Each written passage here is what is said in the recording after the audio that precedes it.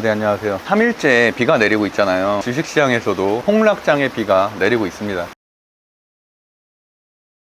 이틀 전에 촬영을 했었죠. 화요일날 촬영했을 때 우려를 나타냈었던 일이 그대로 벌어졌습니다. 11선, 21선, 200일선을 모두 한 번에 깼습니다. 그만큼 굉장히 안 좋은 시그널이 추가적으로 또 나왔다는 거고, 트럼프가 대통령 당선이 확실시 되는 것이 우리나라의 증시에는 굉장히 좋지 않다라고 표현을 했었고, 아니나 다를까 돌발적인 정책이 나왔습니다. 갑자기 대만에게 한 번도 부과한 적이 없었던 방위비를 부과하겠다는 얘기가 나왔고요. 바이든까지 가세해서 중국을 비롯한 여러 나라의 반도체에 관세를 올리겠다, 돌발업체가 발생을 했고, 또 바이든이 심지어 코로나까지 걸렸어요. 더더욱이나 트럼프에 대한 당선 가능성이 높아지면서 일부 트럼프 관련된 주는 오늘도 급등을 하긴 했어요. 하나 에어로스페이스도 장중에 5% 정도 급등을 했고, 그럼에도 불구하고 역시나 시장은 상당히 좋지 않다. 코스닥이 지지선이 그날이 간당간당하다고 말씀드렸잖아요. 추세선을 그려보면은 이때 저점이 한 3번 정도 유지되는 거를 알 수가 있겠죠. 그러면 결국에는 이 정도는 추가적으로 하락을 하고 하락을 멈출 수는 있겠지만, 만약에 그 하단의 저점을 또다시 깨게 된다면 상상하고 싶지 않습니다. 근데 수요일날 그 지지선이 깨졌거든요. 깨지자마자 2%대 급락이 나왔습니다. 이런 것들은 사실 제 주식 강의 내용에도 항상 있는 내용이고, 항상 제가 강조드리는 내용이잖아요. 지수의 5일선 이탈 시 비중을 반 정도 줄이고 21선 이탈 시 다 줄여야 된다. 그리고 특히나 지지가 깨지게 되면 구간은 굉장히 위험하다라는 내용들은 사실 3년 내내 제가 말씀드리고 있는 종목 얘기들인데, 대부분의 투자자들은 또 손절을 또 못했기 때문에 10%, 20% 하락하는 걸 보고만 있거든요. 저도 오늘 아침에도 손절을 했고 계속 리스크 조절을 해가고 있습니다. 하락장이라 다들 힘드실 것 같은데, 이런 장에는 어떻게 해야 되는지?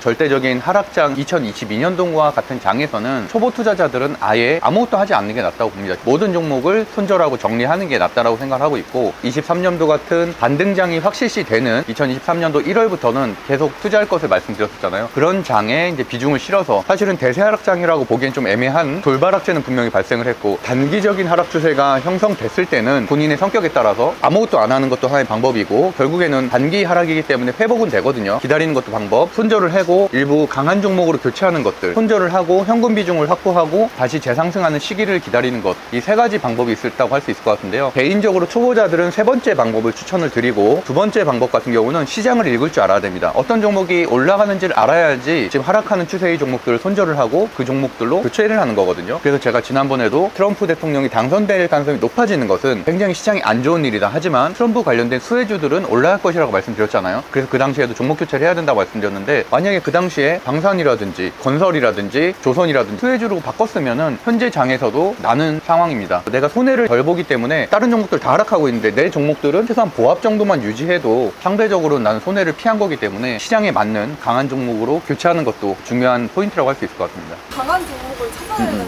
정보, 간단하게만 설명을 드릴게요. 유료 강의 내용이기 때문에, 일단은 코스피는 제가 왜곡됐다고 말씀드렸잖아요. 삼성전자, SK하이닉스, 현대차, 기아차가 지수를 왜곡하는 것이, 현재 차트는 코스닥에 훨씬 더 가깝습니다. 보시는 것처럼 거의 5일 정도 급락하는 추세고, 어제의 바닥을 깨는 폭락을 걱정을 했는데 아니나 다를까 오늘 장중에 무려 한 2%까지 급락하는 굉장히 좋지 않은, 바닥이 둘, 셋, 4개나 소바닥을 깨는 굉장히 좋지 않은, 그렇게 따지면은 이제 대바닥 하나 정도의 바닥 저점이 남아있는 상태거든요.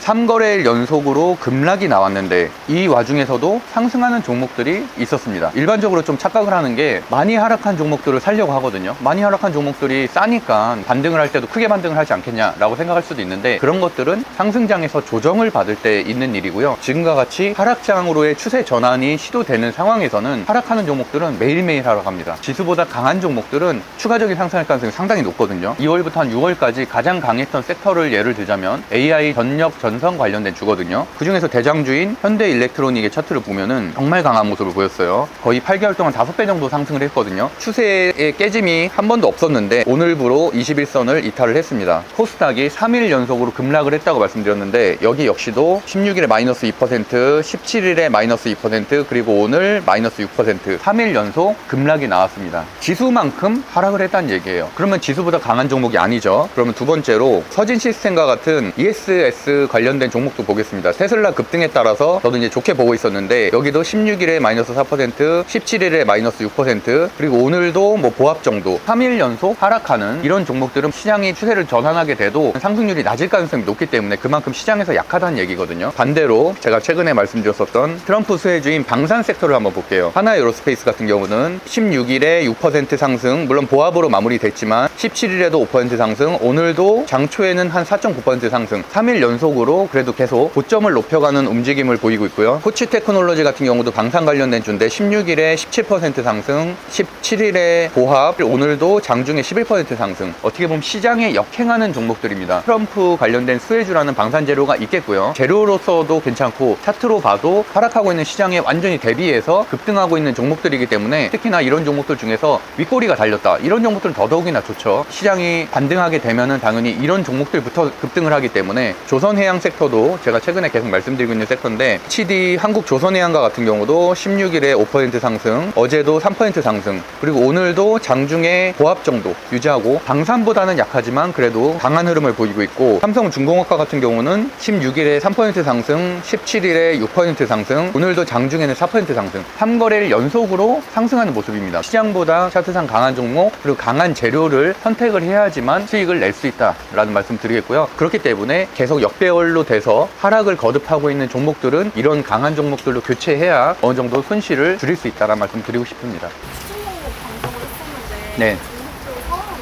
어떤지 지난주 목요일에 추천을 했었고요. 보로노이 같은 경우는 추천 이후에 14% 정도 시장 악재가 발생하면서 이제 좀 급락을 하고 다시 한번 올라가는 움직임이고, 서진 시스템과 같은 경우는 사실은 저희가 선정한 이후에는 하나도 오르진 못했습니다. 그 당시 선정했었던 이유는 아무래도 테슬라 관련돼서 테슬라가 또 트럼프 대통령을 지지 선언했고 미국 증시에서는 매그니틱 7 종목들 중에서는 가장 강한 흐름을 보이고 있어서 선정을 했는데, 오늘도 현재 시장에서는 좀 반등을 하고 있기 때문에 오히려 내일이나 다음 주 월요일부터는 또 상승이 예상되는 섹터라고 할 수 있을 것 같습니다. 지금도 61선을 지지하고 61선을 아직 한 번도 깨지 않고서 계속 강한 추세로 가고 있기 때문에 박스권 매매가 가능한 종목들이죠. 박스권 상단에서는 비중을 줄이고 박스권 하단에서는 비중을 올리는 박스권 하단 구간이기 때문에 충분히 지금부터 오히려 보기에는 괜찮은 섹터다라고 할 수 있을 것 같습니다. 그러면 오늘도 추천 종목도 말씀을 해주시는 거예요?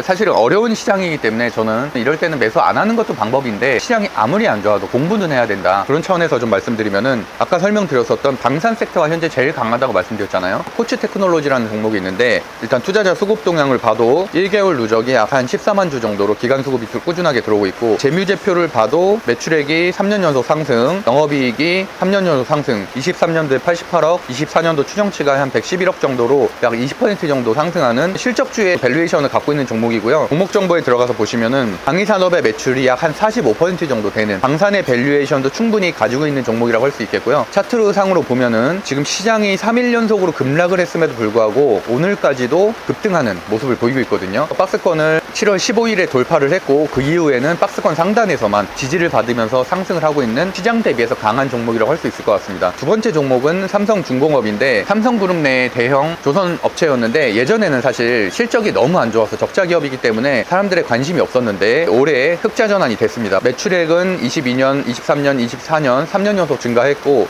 영업이익이 22년도에 마이너스 8,544억 원, 근데 23년도에 흑자 전환이 돼서 24년도 추정치가 4,171억 원, 전년 대비해서 약 2배 정도 상승하는, 거기다 또 HD 조선해양처럼 계속 같은 조선주 내에서 수주에 대한 재료들이 계속 발생하고 있기 때문에 같이 맞춰서 상승하고 있는 강한 종목이라고 볼 수가 있겠고, 최근에도 있었던 매물대들을 모두 소화하는 급등이 나오면서 현재 우상향 추세를 그리고 있는 종목입니다. 그래서 정리해보면은 단기 하락 추세 속인 시장에서 시장보다 강한 반상 섹터의 코치 테크놀로지, 그리고 조선 섹터인 삼성중공업, 이 두 종목을 선정하도록 하겠습니다. 돌발 악재는 사실 방법은 없습니다. 이건 아무도 예상할 수 없는 일이잖아요. 그럴 때는 단기적으로는 비중을 줄이든지 아니면 시장을 관망하든지 이런 식으로 좀 적극적으로 대응을 해야지만 내 손실을 줄일 수 있기 때문에 장마도 끝나기 마련이잖아요. 그러니까 다음 주 정도 되면은 또 시장은 안정될 거라고 보여지거든요. 저가 매수세도 들어올 거고 본인만의 원칙을 세워서 대응하시면 좋을 것 같습니다. 감사합니다.